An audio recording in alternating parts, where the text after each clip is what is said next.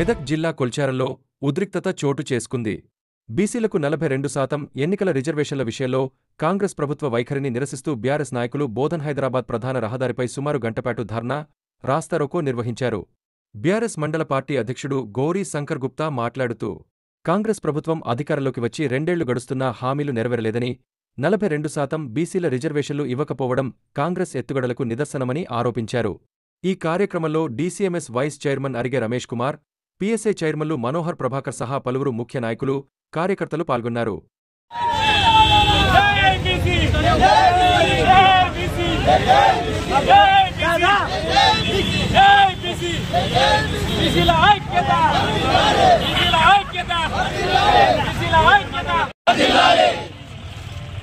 ఇవాళ రాష్ట్ర వ్యాప్తంగా బీసీ సంఘాలు జరుపుతున్నటువంటి బీసీ బంద్కు మేము కొల్చారం మండల బీఆర్ఎస్ పార్టీ తరఫున సంపూర్ణంగా మద్దతు తెలుపుతున్నాము. మరి రేవంత్ రెడ్డి గారిని ఒక్కటే మేము అడగదలుచుకున్నాం. బీఆర్ఎస్ పార్టీ తరఫున కామారెడ్డి డిక్లరేషన్ అని చెప్పి మరి బీసీ బిడ్డల ఓట్లు మొత్తం దండుకొని ఇవాళ అధికారంలో ఎక్కి మరి ఇవాళ బీసీ బిడ్డలను మోసం చేసిన అనేది మంచి పద్ధతి కాదు. మరి మీ చేతిలో ఉన్నటువంటి మీరు అమలు చేయాల్సినటువంటి పథకాలు ఎందుకు అమలు పరచలేమని చెప్పి మేము కొల్చారం మండలం తరఫున మిమ్మల్ని ప్రశ్నిస్తున్నా.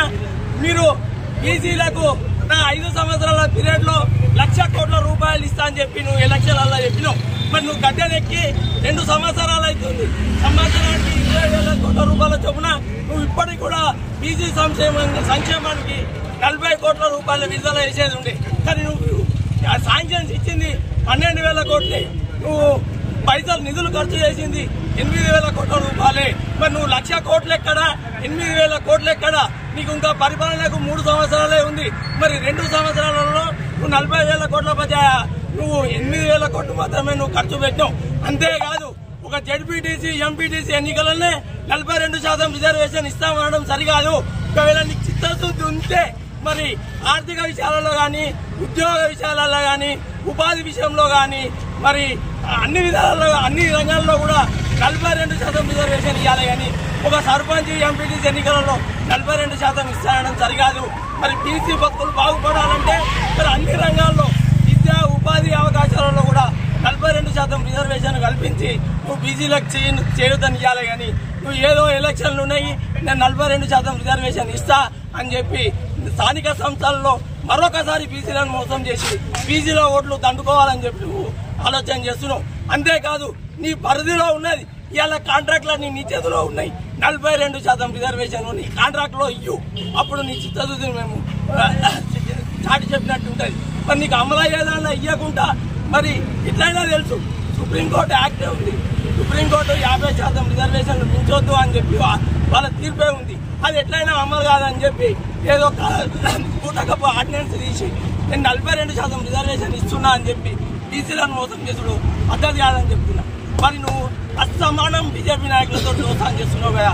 మరి పార్లమెంటులో బీసీ రిజర్వేషన్ బిల్లు పెడితే గానీ మరి తెలంగాణ రాష్ట్రంలో బీసీ రిజర్వేషన్ 42% అమలు చేయడానికి సాధ్యమవుతుంది. మరి నువ్వు ఉన్నావు, మీ రాహుల్ గాంధీ సార్ ఉన్నాడు, మరి కేంద్రంలో మీరు అతిపెద్ద ప్రతిపక్ష పార్టీగా ఉన్నారు. మరి మీరు వాజ్పేయి గారితో మన ప్రధానమంత్రి నరేంద్ర మోడీ గారితో చర్చలు జరిపి పార్లమెంటులో 42% రిజర్వేషన్ బిల్లు పెట్టి తమిళనాడు వేసినట్టు మరి కేంద్రంలో పార్లమెంట్లో 42% బిల్లు పెట్టి దాన్ని మీరు యాక్సెప్ట్ చేసినట్టయితే నిజంగా నువ్వు బీసీల పక్షవాది అని చెప్పి ఇవాళ బీసీ బిడ్డల్లో నమ్ముతారు. మరి నువ్వు అదేది చేయకుండా ఏదో ఆడిని చెప్పి నేను 42% రిజర్వేషన్స్ ఇస్తున్నా, బీజేపీ వాళ్ళు సపోర్ట్ చేసలేరు, బీఆర్ఎస్ వాళ్ళు సపోర్ట్ చేసలేరు అని చెప్పి మా మీద నిందమవడం సరికాదని చెప్పి నేను అది చేస్తున్నా. ఇప్పటికైనా బీసీ బిడ్డలు అందరూ చేరుకున్నారు. రేపు రాబోయే స్థానిక ఎన్నికల్లో బీసీల ఐక్యతతో పెడతానని చెప్పి నేను తెలియజేస్తున్నాను. జై తెలంగాణ, జై తెలంగాణ. బీసీల వ్యతిరేకత రేవంత్ రెడ్డి, బీసీ వ్యతిరేకత రేవంత్ రెడ్డి, బీసీ వ్యతిరేకత రేవంత్ రెడ్డి. జై తెలంగాణ, జై తెలంగాణ. కేసీఆర్ గారి నాయకత్వం, కేసీఆర్ గారి నాయకత్వం.